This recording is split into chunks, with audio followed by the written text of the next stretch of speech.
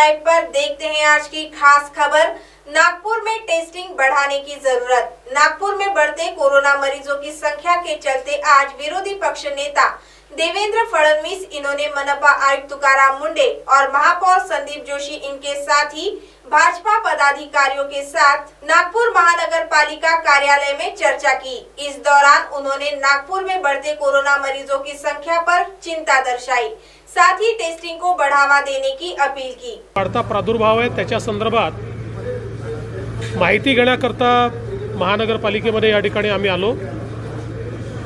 मान्य महापौर असतील, सर्व पदाधिकारी आणि काही आमदार आहेत, त्यासोबत आयुक्त आणि इथली सगळी टीम आहे, यांच्याशी चर्चा देखील आमची झाली आहे। विशेषतः गेल्या काही दिवसांमध्ये आणि ऑगस्ट महिन्यामध्ये नागपूरमध्ये पेशंटची संख्या खूप वेगाने वाढते आहे आणि एक प्रकारे नागपूर पीककडे चाललेला आहे, अशा प्रकारची परिस्थिती दिसते आहे। इन्फेक्शन रेशिओ देखील नागपूरचा या 15 दिवसात मोठ्या प्रमाणात वाढलेला आहे आणि म्हणून मी या निमित्ताने अशी विनंती केली आहे की टेस्टिंगची संख्या ही मोठ्या प्रमाणात नागपुरात देखील आता वाढवली पाहिजे। ती आता 3000 पर्यंत गेली आहे, ती 5000च्या पलीकडे कशी नेता येईल याचा प्रयत्न केला पाहिजे।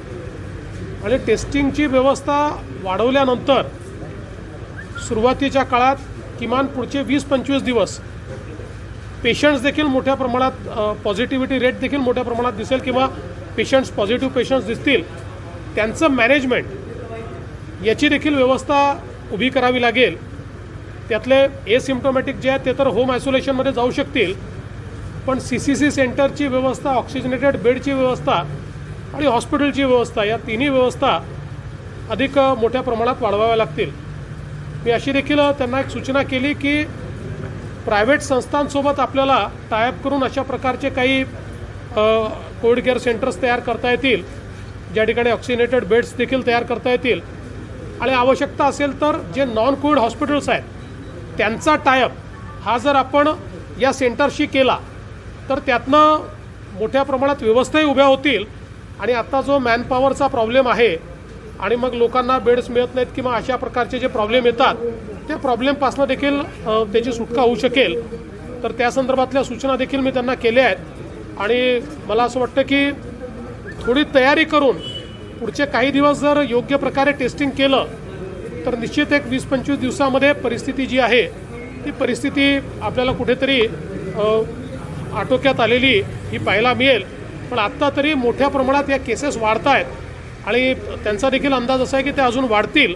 तर त्या दृष्टीने मला असं वाटतं हा जो महिनाभराचा काळ आहे हा नागपूरकरता बऱ्यापैकी क्रिटिकल आहे आणि त्याकडे विशेष लक्ष देण्याची आवश्यकता आहे आणि म्हणूनच त्या दृष्टीने ही सगळी चर्चा आम्ही केली आहे। आता फक्त कोरोना काही असेल तर सांगा, बिहारचं नंतर बोलू। ते सगळ्यात महत्त्वाचं असं आहे की पेशंटचं मॅनेजमेंट जे आहे का, जे प्युअरली एसिम्प्टोमॅटिक आहेत ते तर होम आयसोलेशनमध्ये राहू शकतात, पण होम आयसोलेशनमध्ये त्यांचं काउन्सिलिंग करावं लागेल।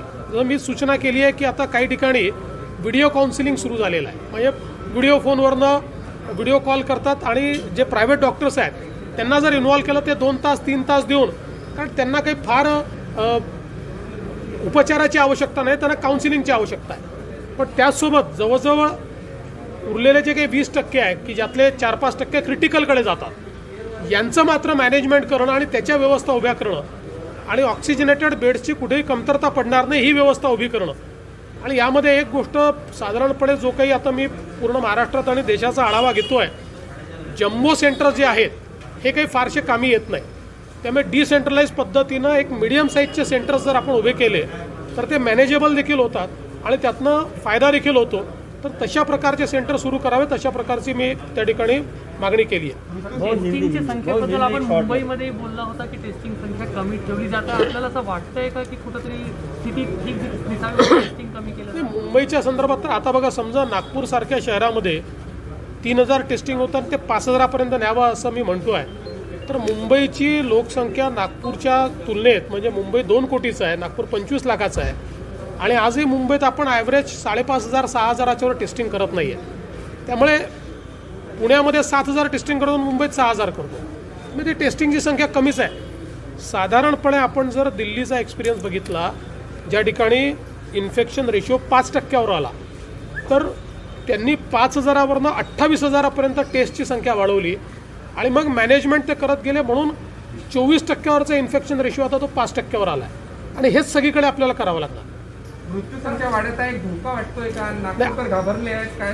नाही, निश्चितच असं आहे की साधारणपणे आपण सुरुवातीचे 3 महिने बघितले तर अतिशय आटोक्यात असलेली मृत्यूसंख्या ही मागच्या महिन्यापासून विशेषतः या महिन्यामध्ये ही प्रचंड मोठ्या प्रमाणात वाढली आहे. आणि जेव्हा मृत्यूसंख्या वाढते त्यावेळेस आपण हे लक्षात घेतलं पाहिजे की आपल्याला अर्ली टेस्टिंग म्हणजे टेस्टिंग वाढवून अर्ली कॅच करायचा आणि ते इन्फेक्शन मॅनेज करायचं, किंवा हे जे काही एसिम्प्टोमॅटिक आहेत हे जर अर्ली कॅच झाले तर ते इन्फेक्शन वाढवणार नाहीत, ते अधिक लोकांच्या कॉन्टॅक्टमध्ये येणार नाहीत. आणि म्हणून या सगळ्या गोष्टीचा जो काही गुरुकिल्ली आहे किंवा जी काही की आहे ती टेस्टिंग वाढवण्यामध्ये आहे आणि मॅनेजमेंटमध्ये आहे. आणि म्हणून त्याचा माझा सातत्याने आग्रह आहे.